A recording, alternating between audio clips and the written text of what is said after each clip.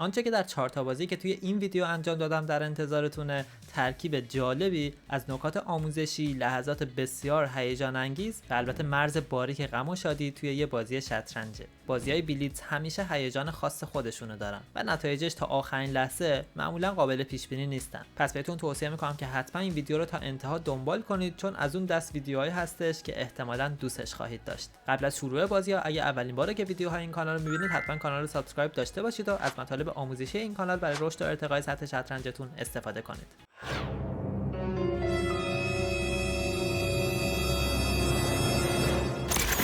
خانم‌ها و آقایون، درود بر شما. بریم که اولین حریف امروزمون رو پیدا کنیم. تایم 3 به اضافه 2 رو من بزنم. در حال حاضر ریتینگم 2160 هستش و اولین حریفمون از انگلیس با ریتینگ 2139. با D4 بازی رو شروع میکنه. بریم اسب F6، پیاده C4 گامبی وزیر، پیاده E6 کنیم و بریم توی ساختارهای هندی وزیر.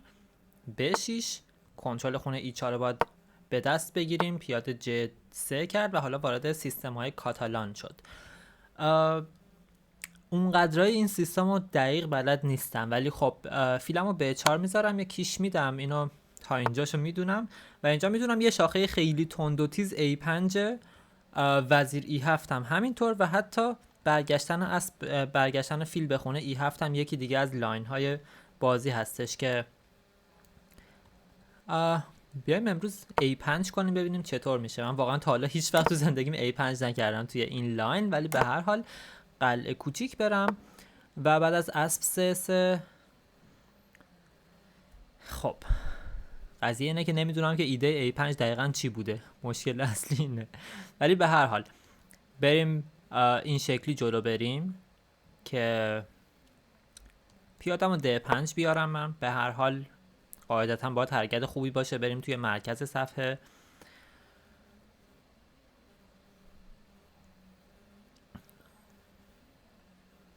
و توی بازی‌های امروز من سعی میکنم که بخش اصلی توضیحات رو به آنالیز بعد از بازی اختصاص بدم و توی این بازی‌ها سعی کنم که بیشتر در واقع تمرکزم رو حفظ کنم و سعی کنم که با دقت بازی رو جلو ببرم که دچار تنگی زمان نشم.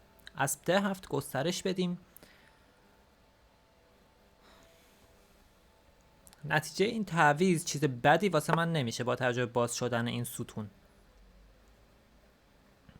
حالا دیگه کم کم آماده E4 کردن داره میشه. اسب هم بیاد خونه F6. آیا اسب P5 میخواد بازی کنه؟ موقع شاید بتونم C3 رو بزنم و خب حالا میزنم و پیاده E4 رو بلاندر کرد. یعنی بله، چون به وزیرش دارم حمله میکنم بلاندر کرده و خب چقدر هم زود تسلیم شد.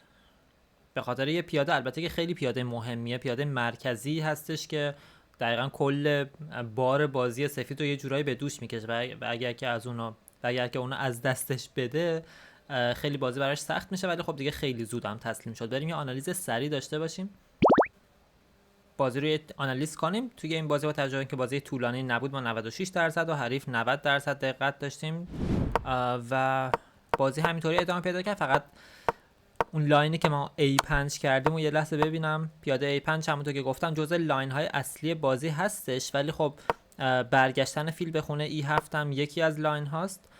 یکی دیگه از حرکت وزیر E7 و البته که تعویض فیلان فکر میکنم که بشه، ولی فکر نمیکنم بهترین ایده ما باشه. این هم هست، این هم جزء تئوری هستش، ولی خب پیاده A5 ایده جالبیه، یه جورایی جزء تهاجمی ترین ایده های این وضعیت هستش. بعد از اونم قلعه رفتم و بعدش هم پیاده D5 که D6 هم واقعا داشتم بهش فکر میکردم، ولی خب اینم به حال ایده جالبی بوده. پیاده D5 و بعد از این تعویضا بازی یه روند منطقی رو داره طی میکنه. اسب F6 هم خیلی خوب نبوده، بهتر این بوده که C5 کنم. خیلی هم عالی. و بعد از اسب F6 پیاده E4 حریف که قطعا بلاندر بوده، کار درست ترش این بوده که بزنه و بعد از اینکه ما زدیم بعدش فیلش رو J5 بذاره فیل E7 و خب چه جالب که اینجا پیاده رو نگرفت.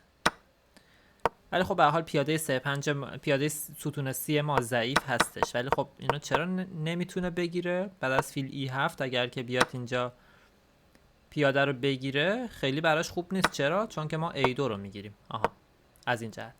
به هر حال بریم بازی دومین حریف امروزمون یک کندیدیت مستر از اتیوپی هستش که با E4 بازی رو شروع میکنه. بریم کاروکان بازی کنیم. پیاده 3-6 و پیاده D5 شاخه اصلی کاروکان میزنه. اسبمو F6 میذارم. بریم توی شاخه تارتاکوور و فیل D6 یه فرم خیلی ساده رو اینجا بچینیم. قلعه بریم گسترشمون رو ادامهش بدیم. رخ E8 پیاده 3-3 بعدم با یه وزیر B3 اذیتمون میکنه. آیا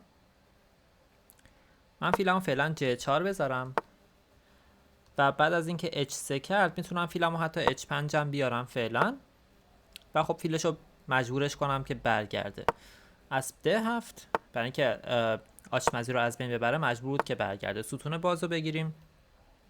مانور اسب هم از طریق خونه F8 به E6 یا J6 میتونه ادامه پیدا کنه و بعد از این تعویض حالا با فیل F4 میتونم یه تعویض دیگر رو هم تحمیل کنم به حریف و در واقع مجبورش هم کنم که با پیاده F بزنه و اون موقع پیاده‌ای که توی ستون E میاد میتونه یه تارگت خوب برای حمله من بشه.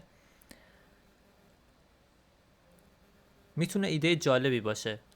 فیلمو F4 بذارم و از این آچمزی استفاده کنم. سعی کنم که یه نقطه ضعف براش بسازم.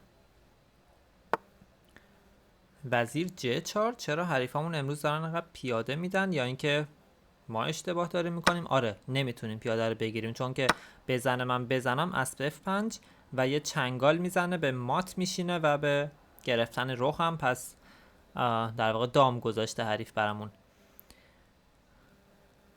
ولی خب حالا که اینجا این ضعف براش به وجود اومده خیلی از این که بریم توی آخر بازی نمیترسم. ولی وزیر D7 رو بازم اسب F5 میکنه در هر صورت. پس اسبمو میتونم J6 بذارم. اگه بزنه با پیادم بزنم یه ساختار پیاده جالب اینجا درست شه و اگرم که نزنه حالا دیگه میتونیم بریم توی آخر بازی سوارای سنگین. من بزنه وزیرمو D5 بذارم. فکر میکنم ایده بدی نباشه چون اسب اون به هر حال از اسب من قوی تر میتونه باشه. خطرناکتره دیگه، فعالتره به هر حال. و حالا بعد از این وزیرمو مرکز نشین میکنم. میخوام بیام از این پایگاه استفاده کنم و البته که به اون پیاده A2 یه فشار آوردم. یه نیم نگاهی دارم به اونجا که مجبور شه یه تمپو اونجا استفاده کنه که حالا بتونم بیام توی پایگاه. و حالا دقت کنید که همون نقطه ضعفی که به وجود آورده بودم میتونه تارگت ادامه بازی میشه. حالا میخوام اسلحه آلخین رو روی سر این پیاده به وجود بیارم. اگر که 3 تا سوار سنگین ما به این شکل پشت سر هم دیگه قرار بگیرن به این اصطلاحاً اسلحه آلخین گفته میشه. و خب حالا این دوتا پیاده‌اش هم یه مقداری ضعیفن. پس ما میتونیم با یه وزیر A5 یه چنگال بزنیم. بله دوتا رخ هم خیلی عالی اومدن اینجا مستقر شدن. البته که پیاده F6 رو حواسم نبود که میگیره ولی خب الان واقعا مشکلی هم نیست چون که منم پیاده C3 رو میزنم به پیاده E3 دوباره بیشتر فشار میارم. حالا پیاده E3 هم قابل گرفتن. من الان اگه با وزیرم بزنم اول میاد با وزیرش میزنه تعویض میشه بعدش آخرش F7 رو میزنه. ولی اگه با رخم بزنم اگه بیاد اول F7 رو بزنه من وزیرش رو میزنم و نمیتونه با وزیرش هم بیاد بگیره. وزیرش رو کجا میخواد ببره؟ باید توی این ستون باشه که رخ در واقع من نتونم بزنمش و بعد از اون من فرصت میکنم که بیام برگردم و دفاع کنم پیاده F7 همون. ولی به هر حال یه پیاده من گرفتم اینجا. رخش هم بلاندر کرد. چرا؟ رخش هم بلاندر کرد و حالا تنها امیدش اینه که کیش دائم بتونه بگیره. F7 رو بزنه. توی F7 و F6 در حال حاضر کیش دائم میتونه بده و باید مواظب این باشم. اگه هم بیام خونه E7 میتونه توی J5 و F6 کیش دائم بده. ولی اگه این یکی رخم و E7 بذارم کیش بده دیگه شاهم از این سمت صفحه فرار میکنه. پس کیش دائمی هم دیگه در کار نیست. رخم و E7 بذارم و یه رخ کامل جلویم.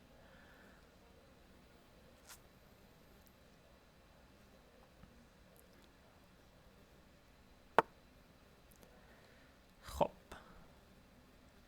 حالا میخواد حتی تهدید مات در واقع درست کرده اینجا که میتونم با یه وزیر E1 کیش و پشت سرش هم یه رخ G3 همه چی رو دفاع کنم. وزیرم هم بیاد این رخ هم رو دفاع کنه، پس همه چیز دفاع شده. مات مستقیمی نمیبینم، پس یه کیش البته چرا مات مستقیم هم میشه حتی کیش بدم اگه شاهش H2 بیاد که دوباره کیش میدم، بعدش میرم توی خونه E1.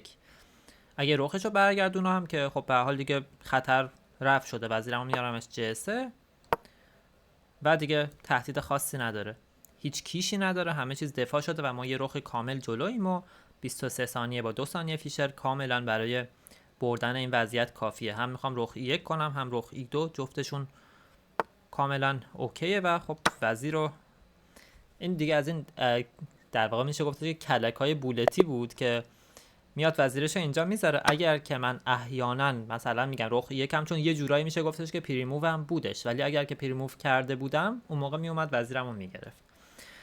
بریم یه آنالیز داشته باشیم. خب توی این بازی درصد دقت ما 95% و حریفمون 78% بوده. ما در حد 2600 و حریف 2400، واقعا سخاوتمندانه داره بهش میده. به هر حال بریم شروع بازی رو ببینیم. شاخه تارتاکوور رو دیدیم اینجا، قلعه رفتیم، فیل G4، فیلمون رو H5 گذاشتیم، فیلش برگشت و بعد از اون گسترش طبیعیمون رو انجام دادیم، مانور معروف اسبمون، و بعد از اونم فیل F4 ما کاملا حرکت درست و خوبی بوده و بعد از اونم ایجاد ضعف. دقت کنید که اگر که میزدیم با حرکت اسب F5 مواجه میشدیم و یه چنگال بد اینجا میخوردیم و یه رخ کامل از دست میدادیم، مات نمیشدیم ولی رخمون رو میگرفت که خب طبیعتا وضعیتمون بازنده میشد.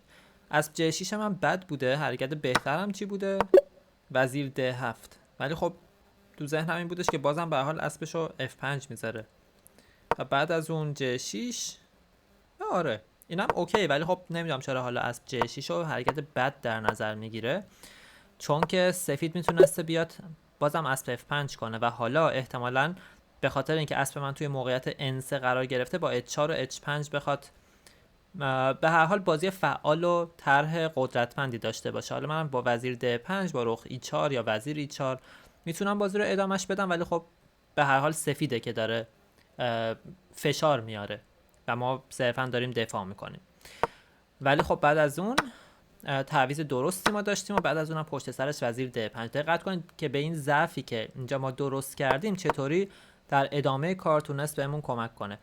حرکت پیاده B3 حریف بد بوده، باید F6 و نه A3 باید میکرده و بعد از اون ما باید چی کار میکردیم؟ رخ E4 میس اپورتیونیتی بوده، وزیر A5 مستقیم هم داشتیم، ولی خب رخ E4 هم واقعا حرکت خوبیه. وزیر G3 اونم خوب بوده، وزیر G3 حالا باعث آچمز شدن این پیاده میشه و حالا میخواد رخ در F6 بزنه، به همین خاطره که در واقع نمیخواسته که وزیر بیاد خونه G3 که حالا این تهدید و سفید داشته باشه.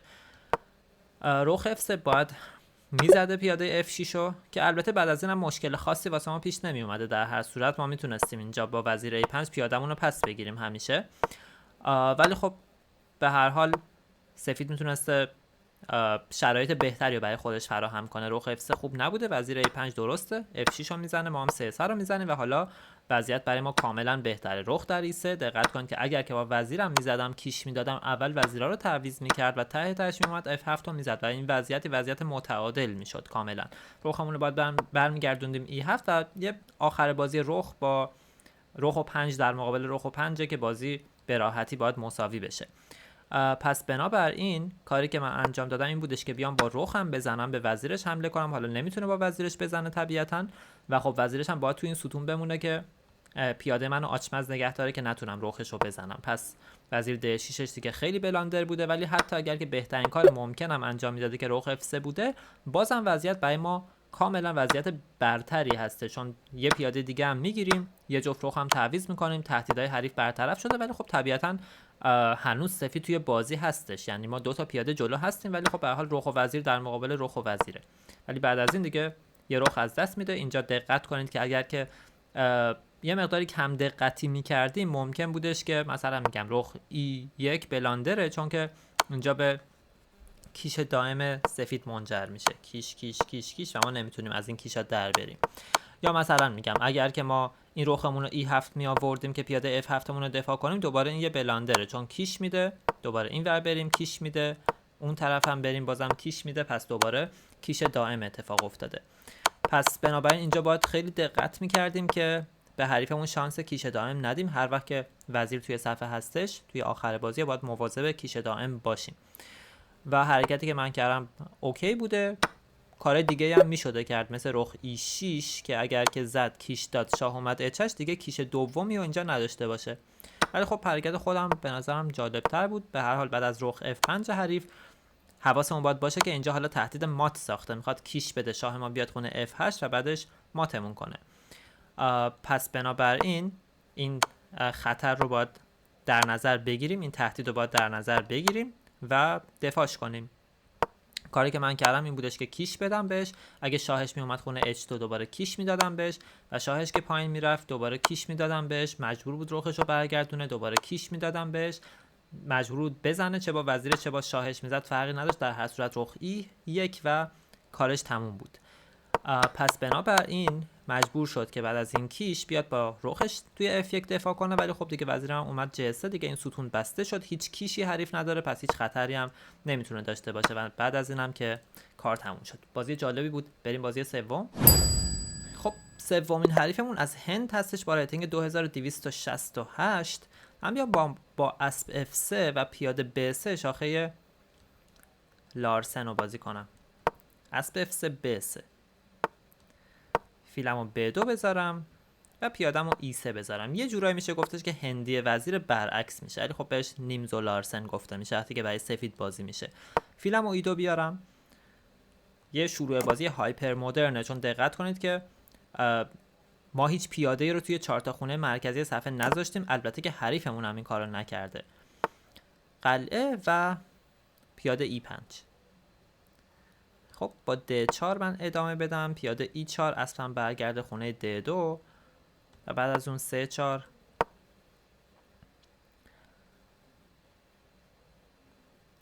به هر حال مهمترین مدافع قلعه‌ام از جناح شاه خارج شده، پس باید مواظب این قضیه باشم توی جناح شاه مشکلی پیش نیاد، ولی خب فعلا میتونیم توی مرکز صفحه ضد حمله بزنیم. پیاده 3-4 اصلا من گسترش بدم به خونه 3-3. با F3 هم همیشه یه امکاناتی برای ایجاد ضد حمله توی مرکز، ضربه زدن به مرکز وجود داره. اسب E8 مشخصا با ایده F5 F4 و حمله به مثلث ناقص پیاده‌ای ما.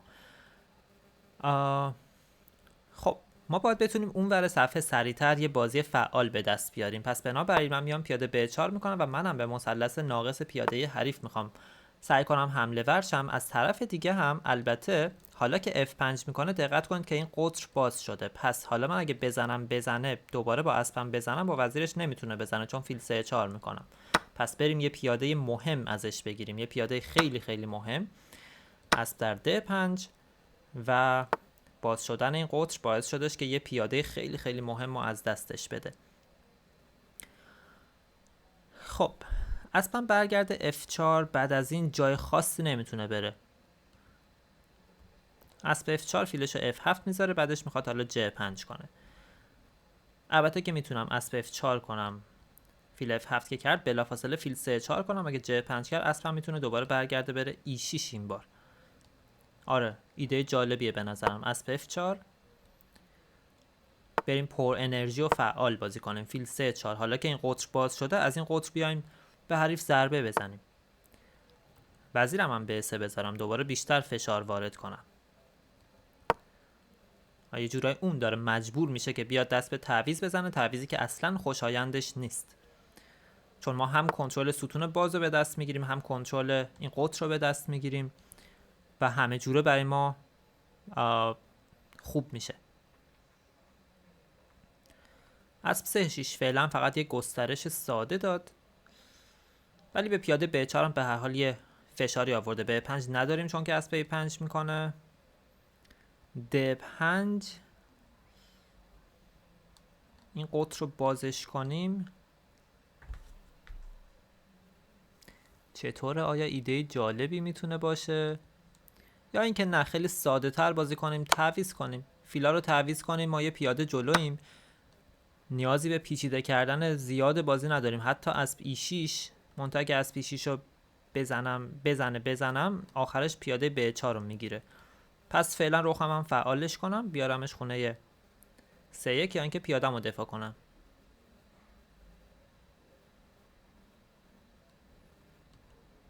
A3 پیادم رو دفاعش کنم. آره فعلا دفاع کنم. J5 رو از B6 میکنم قطعا. اصلا میتونه برگرده ولی خب دوست دارم بره جلو و تعویض کنه. خب با اسب C4 بریم یه تمپو از وزیرش بگیریم، اسبمون هم فعال ترش کنیم. وزیرش نمیتونه بیاد توی این قطر که بخواد اسب منو آچمز کنه. حالا پیاده D5 پیاده D6 بریم جلو، چنگال بزنیم، تاکتیک بزنیم. جلوی تاکتیک رو موقتا گرفته، اما آیا واقعا گرفته؟ D6 بزنه، وزیرش رو میزنم. خب جلوی تاکتیکی نگرفته. پیاده D6 اوه تایمم رو باید حواسم باشه. سوار رو اینجا بگیرم، من فیلو بگیرم یا اسب و فیلو بگیرم. پیاده رونده هم که اینجا هستش و حتی جلوترم برم رخش که آچمزه. فیلم هم اسبش رو دامیننت کرده، پس هر جایی که بره من میتونم تعویضش کنم. مجبوره با وزیرش پس بگیره و رخم بیاد خونه D1 و حالا کم کم آماده پیشروی نهایی بشیم.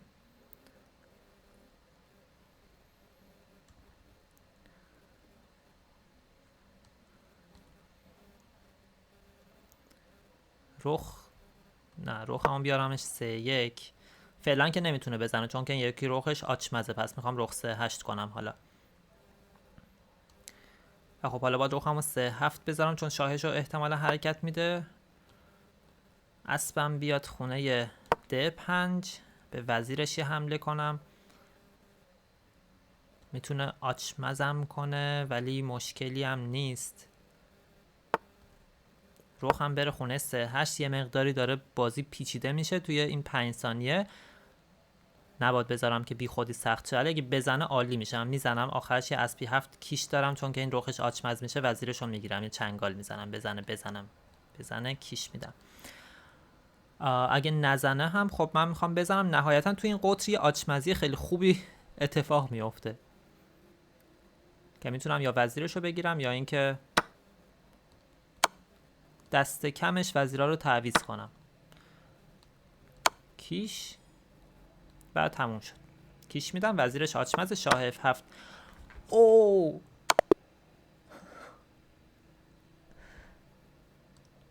چیکار کردم؟ وضعیت 100% برنده رو چجوری من باختم؟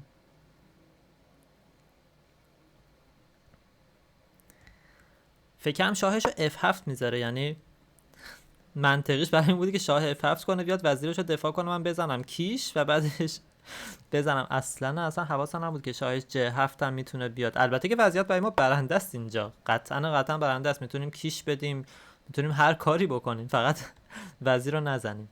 کیش بدیم بعدش رخش رو بگیریم. ساده ترین کار ممکن. واقعا نمیدونم چی بگم. خیلی باخت ناراحت کننده ای بود. 84% دقت بلاندر نهاییمون. میبینیم حریفمون با وجود اینکه برد ولی درصد دقتش طبیعتا از ما کمتر بود. ولی بازی جالبی بود به هر حال. شاخه جالبی بودش این شاخه نیمزو لارسن. اسبی 8 حریف خوب نیست. کار درست‌ترش طبیعتا اینه که گسترش بیشتری بده. فعلا نهایتا ایده درستیه این که بخواد اسبشو E8 بذاره F5 F4 کنه، ولی خب توی این مقطع نه. باید D5 رو میزدم. نه آها فیل A3 اصلا ندیدم اینو که رخش هم حتی میتونستم به دام بندازم. ولی خب پیاده B4 کردم، پیاده F5 و بعد از این اسب در D5 مون کاملا درست بوده که اگه بزنه با فیل C4 میتونم آچمزش کنم و وزیرش رو بگیرم. پس بنابراین فیل E6 کرد، اسب F4 کاملا درسته، فیل C4. همه حرکتامون کاملا درسته، همشون بلا استثنا درسته. اسب C4، پیاده D5، پیاده D6. تمومه دیگه، بازی تمومه. پیاده D7، تعویض و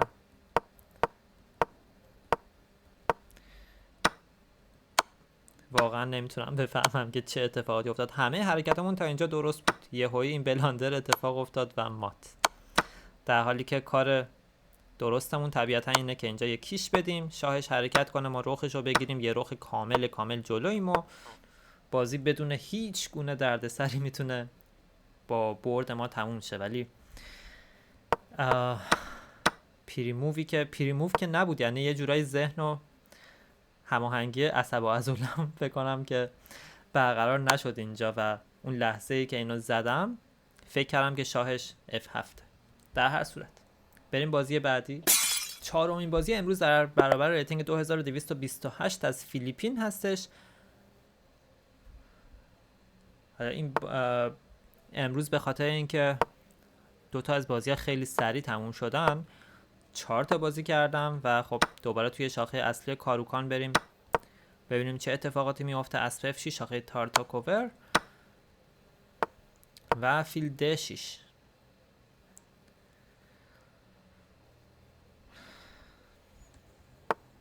فیل E2 قلعه، رخمو E8 بذارم. فیل E2 خیلی حرکت کند و در واقع میشه گفتش که غیر جاه طلبانه هستش. اسبمو F8 بیارم، مانورمو ادامش بدم و بعد از اون فیلمو E6 بذارم و حالا ممکنه که حریف دوچار یکی از دامهای خیلی معروف این شاخه بشه.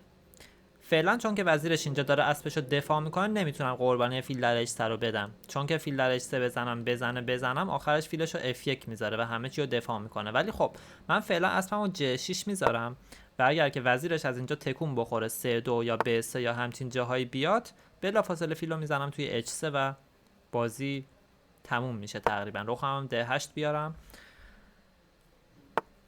A4 فیلمو مانور بدم برگردونم. حالا میخوام با وزیر C7 شاید اینجا یه آتشبار دیگه بخوام بسازم، آتشباری که شاید این بار مؤثرتر باشه. ولی خب رخ ایسه و حریف کاملا در مقابل این موضوع میدونه که چجوری باید دفاع کنه. ولی خب قضیه اینه که حالا که رخش توی ایسه این رخ بی دفاعه.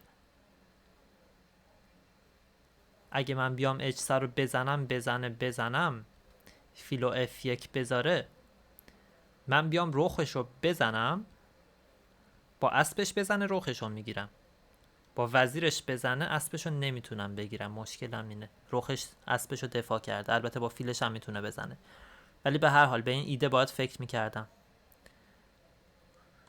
یه بار دیگه حساب کنم بزنیم فیلش رو F1 بذاره، این بار یه کیش بدم بهش. حالا که اسبم J6 سریعتر میتونم حمله رو از اون ور شروع کنم. ولی خب رخ ایسه خیلی دفاع خوبی بودش که اومد این ارز سومش رو پوشش داد. پس با اسب F4 جلو بریم. برتری دو فیل و حداقلش اینه که میتونم بگیرم. اینجا به نظرم که نمیتونه اسبمو اینجا تحمل کنه. چرا؟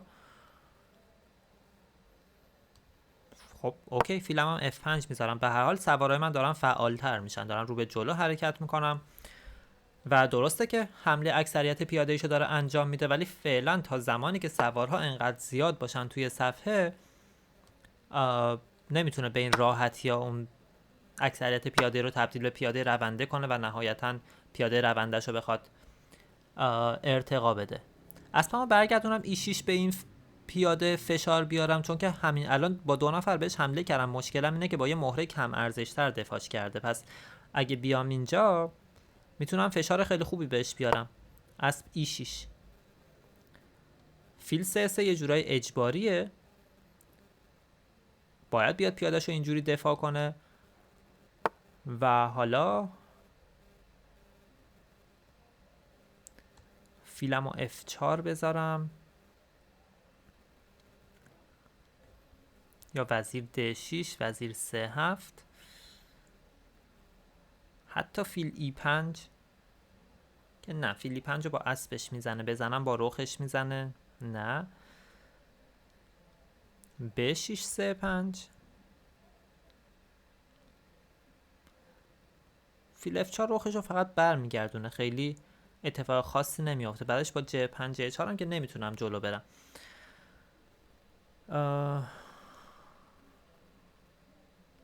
من وزیرم رو D6 میذارم، یه آتشبار اینجا میسازم که اسبش دیگه نتونه حرکت کنه. حالا میخوام با اسب J5 بیام تهدید براش بسازم، تهدید مات. پس بنابراین یا باید اینجا تضعیف کنه قلعه‌ش رو یه مقدار، یه سری ضعف جدید بسازه، شاید اون موقع با H5 H4 بتونم بهش فشار بیارم، یا اینکه اصلا حواسش به این موضوع نباشه و با یه اسب J5 جلو بریم. من میخوام بزنم مهره مدافع H2 رو حذفش کنم و نهایتا برم توی خونه H2. حالا که اینجا بیاد الان دیگه من یه پیاده کمی کمش دارم میگیرم. با اسبم بزنم کیش بزنه که با فیل میزنم، برتری 2 فیلم میگیرم و اگر که نزنه حالا شاید حتی به اسب در F2 و بعدش وزیر در J3 بشه فکر کرد. نیازی به این کار نداریم الان، ولی خیلی خوشگله. ما الان برتری داریم، پس بهتره که بازی رو آروم حفظش کنیم. ولی خب بیاین بریم، هیجانم میتونه بعضی وقتا جذاب باشه. اسب در F2 وزیر در J3 فیل F4، اون یکی فیلم هم بیاد J4. فیلش رخش هم به دام افتاده تقریبا، پس ما متریال کافی رو پس میگیریم. همین الان هم پس گرفتیم، 3 تا پیاده در ازای سوارمون گرفتیم و خب اینجا هم که اوکی، خیلی هم خوب. ما متریال کافی رو گرفتیم، خیلی بیش از کافی هم گرفتیم و حالا فقط کافیه که این وضعیت رو ببریم. ولی مثل بازی قبلی نباید بلاندر کنم. فیل E4 فکر میکنم که حرکت خوبی بود. خودش حریفمون دوست داره تعویض کنه، ما که استقبال میکنیم. H5 شاه هم رو باید فعال کنم، به هر حال توی آخر بازی هستیم. B6 از D7 یه پیاده گرفت.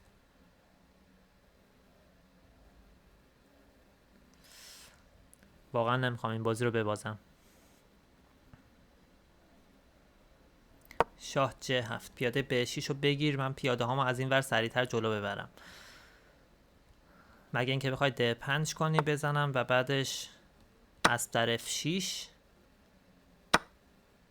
رخمو C8 میذارم. اینو با کیش برخواست میتونی بگیری و اوه بازم بلاندر.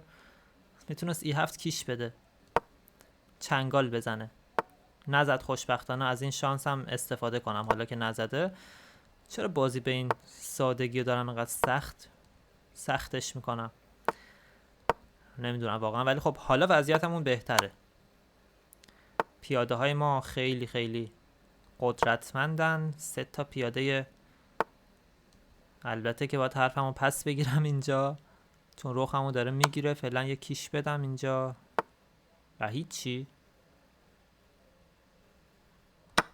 بزنم. شاه هم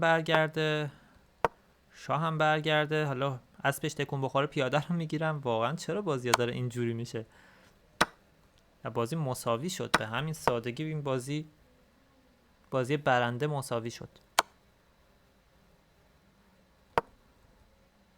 نه مساویه این، چون با شاهش نمیتونه 2 تا پیاده منو بگیره، منم نمیتونم البته اسب و پیاده اونو بگیرم. چون پیاده‌مو بگیره از مربع این یکی خارج میشه و به محض اینکه اسبش هم بخواد حرکت بده، خب من این پیادهشو میگیرم و بازی مساوی میشه. ولی خب چرا واقعا این بازی مساوی شد؟ بریم یه آنالیز داشته باشیم. خب توی این بازی فکر نمی‌کنم بیشتر از 80 خورده درصد، 81% دقت و حریفمون هم 83% دقت داشته، در حد 2250 اون 2350. شروع بازیمون که درست بوده، همه چیز توی شاخه تارتاکوور درست جلو رفته برای ما و برای حریف البته. و وزیرمون D7 اومد اینطور جایی ببینید مثلا میگم اگر که اینطور جای بیاد وزیرشو بذاره خونه C2 یا B3 یا حالا همچین جاهایی، ما میایم فیلمون رو میزنیم توی H3 و وقتی که بزنه ما با وزیرمون میزنیم. حالا به اسب بیدفاعش حمله کردیم. قضیه همین سر یه دونه تمپویی هستش که اینجا داریم. اگه با فیلش بیاد دفاع کنه، اول از همه اسبمون رو میذاریمش خونه H4 تهدید مات، و اگرم که بزنه با وزیرمون H2 رو میزنیم کیش میدیم، شاه F1 وزیر H1 مات میشه، تموم میشه بازی. اگر که احیانا اینجا با وزیرش بیاد دفاع کنه، ما باز هم همینجا اسب H4 رو داریم، باز دوباره بزنه ما میایم کیش میدیم، شاه F1 باز دوباره مات، چون که رخمون این خونه رو کنترل کرده. پس بنابراین وضعیت برای سفید خیلی خیلی خیلی بد میشه و ناامید کننده است. ولی خب انجین یه راه مساوی رو داره برای سفید پیشنهاد میده که ببینیم چیه دقیقاً. انجین چی داره میگه بزن اسبو و بعد از کیش، حالا ما باید کیش دائم بدیم. حتی اگه همچین چیزی هم وجود داشته باشه خیلی خیلی سخته و خب البته حالا بازم بستگی داره که این وزیر کجا باشه، ولی در کل این ایده وجود داره توی این شاخه و حتما به ویدیوی آموزش دفاع کاروکان هم میتونید مراجعه کنید و به طور کامل اونو بررسیش کردم و میتونید یادش بگیرید، خیلی میتونه براتون مفید باشه. به هر حال بعد از پیاده B4 ما سوارامون رو ارتقا دادیم، فیل B8، اسب F4 مون هم اوکی بوده، فیل F5 همش داشتم سوارامو فقط ارتقا میدادم. بعد از تعویض اصلا برگشت E6 و به پیاده ضعیفش فشار آوردم، فیل C3. وزیر D6 هم بهترین کارم نبوده، فیل J6 بهتر بوده، ولی خب وزیر D6. پیاده A5 هم خیلی خوب نبوده، کار بهترش پیاده J3 بوده. A5 اسب J5 کاملا درست و پیاده J3 که بلاندر بوده و به ما برتری داده. فیل D3 بازم بهتر بوده چون که مات نمیشده، یعنی در واقع یه راه فرار برای شاهش میتونست از اینجا باز کنه که نهایتا از طریق خونه E2 بیاد فرار کنه. ولی خب من حالا مجبور نبودم که اون کار انجامش بدم الزاما، ولی اگر که به هر حال این اتفاقات میافتاد سفید مات نمیشد. ولی خب وزیر ما نفوذ کرده بود به عمق زمین حریف، حالا از این پشت سر میتونستم بیام بهش حمله کنم و طبیعتا این وضعیت برای سفید حالا اگه نگیم بازنده است، ولی خب از لحاظ انسانی خیلی خطرناکه، خیلی سخته ادامه دادنش. اما در هر صورت J3 کرد، یه پیاده گرفتم اینجا و بعد از شاه J2 اسب در F2 ما بریلیانت موو بوده، کاملا درست بوده پس قربانیمون، و بعد از این کیش فیل F4 هم کاملا درست بوده و آره میشده بهتر از اینا کار کنیم اینجا قاعدتاً.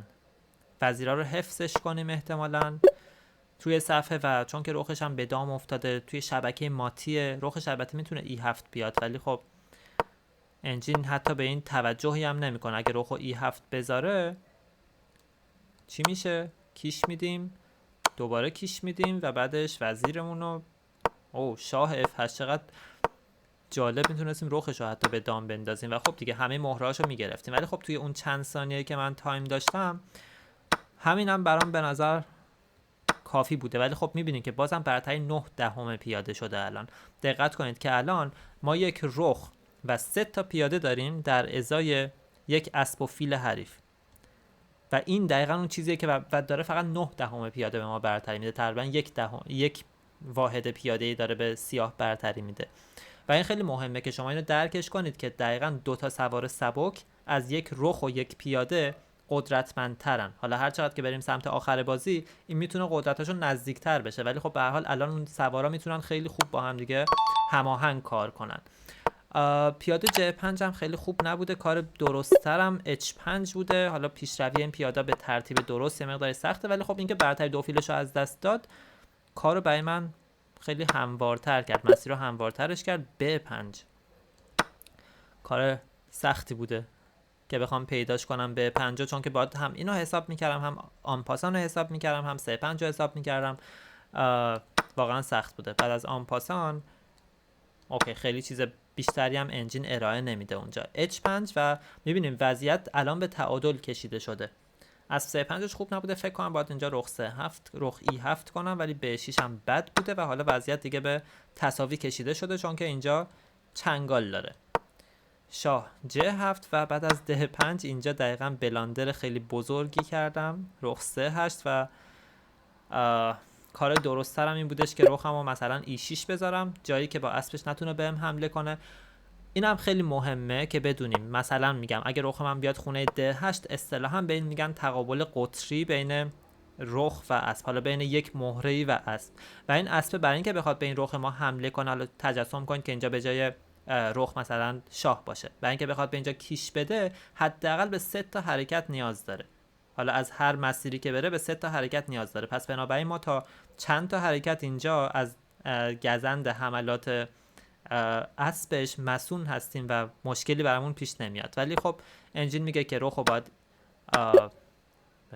انجین میگه که اینجا باید رخو E6 ما میذاشتیم، ولی من 3-8 گذاشتم و بعد از این کیش بلاندر خیلی خیلی بزرگی کردم. اینجا میتونست اینجا چنگال بزنه، ولی خب توی تنگه زمان من حریف اشتباه کرد. بازم نکته روانشناسی خیلی مهمه شطرنج که اومد به 6 زد و درسته اینجا سفید وضعیتش بهتره، به هر حال 2 تا سوار و 2 تا پیاده رونده داره، ولی ما اینجا اگر که به جای شاه J6 کار درست‌تری می‌کردیم، پیاده F6 می‌کردیم، بازم سفید وضعیت بهتری میتونست داشته باشه. 2 تا پیاده رونده متصل به هم و 2 تا سوار هماهنگ با هم دیگه خیلی میتونن وحشتناک باشن. ولی خب حریف اشتباه کرد، رخ 3-6 ما درست بود و حالا بعد از اونم پیشروی پیاده هامون شروع شد، ولی بازم با ترتیب درستی انجام نشده. شاهمون باید سریعتر فعال میشده که این کارو من نکردم و بعد از اون F4 شاه F5 و یه تمپوی کلیدی پیاده H4 پیاده به 5 و اینجا ما باید تصمیم میگرفتیم دقیقا که چی کار کنیم. G3 من خوب نیست و کار درستم این بوده که همینجا بیام رخو بزنم توی فیل و این وضعیت مساویه و خیلی مساویه جالب و جذابی هم هستش این. ولی این که من اول G3 کردم شاهش اومده خونه F3 اشتباه بوده و شاهو باید G2 میذاشته، باید تمام این پیاده ها رو متوقف میکرده و اینجوری در واقع منو یه جایی به زوگزوانگ مینداخته. ولی خب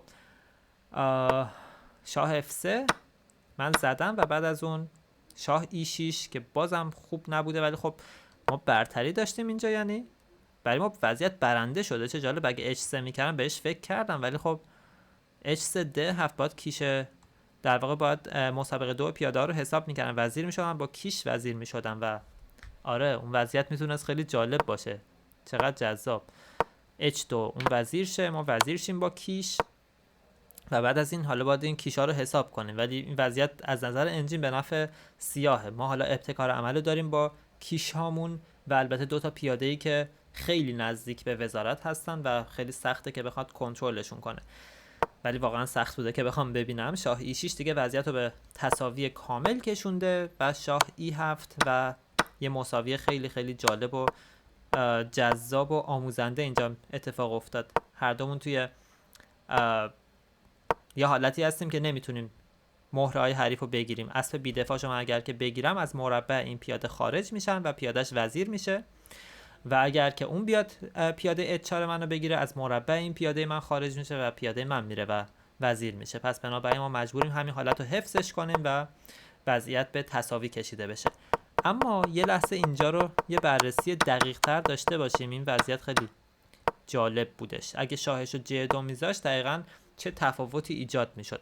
من بازم میزدم، اون میزد قاعدتاً، هرچند اینم از نظر انجین بهترین کار نیست. البته چرا، اینو باید بزنیم، از لحاظ انسانی ما میخوایم اینو بررسیش کنیم. حالا شاه من که بیاد خونه E6، قضیه اینه که حریفمون میتونه اسب C4 کنه احتمالاً بدون اینکه نگران پیاده H3 H2 H1 که من باشه.